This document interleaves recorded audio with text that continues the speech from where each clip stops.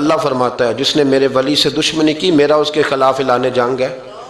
یہ بخاری مسلم کی مستند ترین حدیث ہے، صرف جنگ نہیں اعلان جنگ ہے۔ اس حدیث کی ایک حرف بھی کمزور نہیں، سند بھی کمزور نہیں، متن اتنی تگڑی حدیث۔ حضرت معاذ ابن جبل رضی اللہ تعالیٰ عنہ نبی پاک صلی اللہ علیہ وسلم کے روزے پر بیٹھ کے رو رہے تھے، یہ ابو داؤد شریف کی حدیث۔ حضرت عمر آگے کا روتے کیوں ہو؟ فرمانے لگے مجھے دو حدیثوں نے پریشان کر دیا ہے۔ ایک تو نبی پاک نے فرمایا چھوٹی سی ریاکاری بھی شرک ہے، اگرچہ شرک اصغر ہے پر انسان سے غلطی ہو ہی جاتی ہے، اور دوسرا حضور نے کہا ہے کہ جس نے ولی سے دشمنی کی میرا اعلان جنگ ہے۔ تو عمر مجھے کیسے پتا چلے گا کہ کون ولی ہے؟ حضرت عمر نے کہا بہتر یہ ہے کہ تو سب کی عزت کیا کر، سب کا اکرام کر۔ لیکن یہاں تو لوگ معاف ہی نہیں کر رہے۔ غوث پاک پر بھی فتویٰ ہے، داتا علی اجویری پر بھی فتویٰ ہے، خواجہ معین الدین ہے، پتہ نہیں یہ کون سا دین ہے، کون سا مذہب ہے جس میں پچھلا کوئی بھی ٹھیک نہیں تھا، جو آج پیدا ہوا صرف وہ ٹھیک ہے۔ انڈیا پاکستان بنگلہ دیش میں یہاں کے نا حدیث کو چھوڑ دیتے ہیں کیونکہ انہوں نے اپنے بابے نکالنے ہوتے ہیں اس حدیث میں سے۔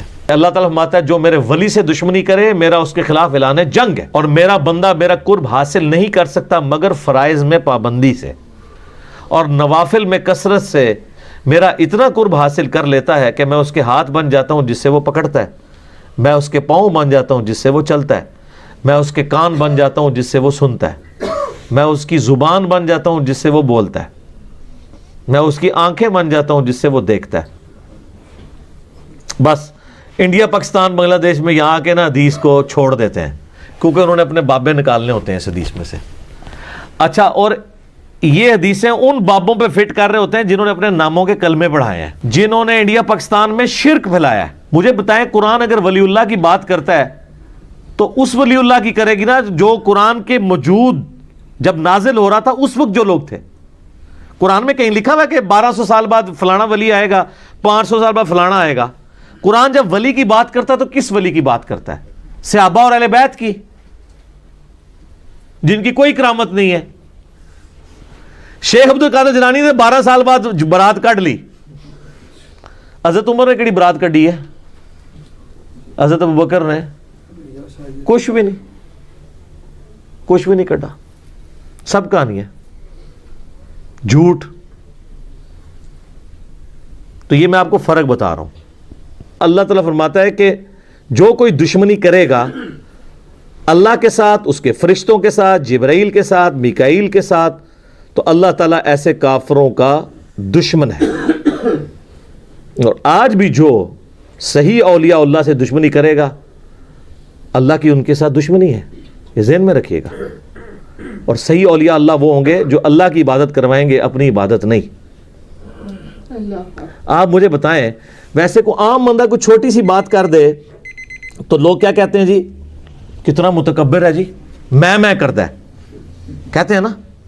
تو یہ جو بابا کہتا ہے آپ کو کہ جو میرا مرید ہو گیا میں جنت میں نہیں جاؤں گا اس وقت تک جب تک کہ آپ کو ساتھ نہ لے جاؤں، اس کی میں نہیں آپ کو نظر آتی؟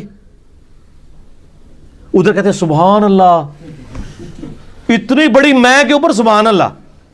اللہ کہنا چاہیے لعنت اللہ علی الکاذبین، ایسے جھوٹے پہ اللہ کی لعنت ہو جو یہ دعویٰ کر رہا ہے۔ تمام ولیوں کی گردن پہ میرا پاؤں ہے، اتنا متکبر شخص۔ کیا ابو بکر نے کبھی کہا ہے کہ ساری امت کی گردن پہ میرا پاؤں ہے؟ آپ کا بابا کہتا ہے، آپ کہتے ہیں سبحان اللہ۔ تو لعنت ہے پھر ایسے عقیدے کے اوپر جو ایسے متکبرین کو اولیاء اللہ سمجھتے ہیں۔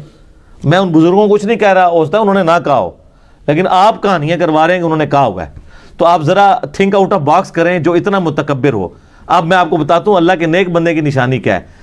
بخاری مسلم دونوں میں ہے، اے میری بیٹی فاطمہ، اس بات پہ نہ کرنا کہ اللہ کے نبی کی بیٹی ہو، اگر اللہ نے پکڑ لیا تو میں تمہارے کچھ کام نہیں آؤں گا۔ تو سیدہ فاطمہ تو جنتی عورتوں کی سردار ہیں۔ آپ کے بابے جو ہیں وہ تو اس قابل بھی نہیں ہیں کہ وہ ان کی جوتیوں کی خاک بھی لے سکیں سیدہ فاطمہ کی، اور ان کے اندر آکڑ اتنی ہے کہ میں اپنے مرید جنت میں لے کے جاؤں گا۔ تو تھوڑا سا مرنے سے پہلے اے مسلمان کر لے اس پہ غور۔ کتابوں کا خدا اور ہے، بابوں کا خدا اور،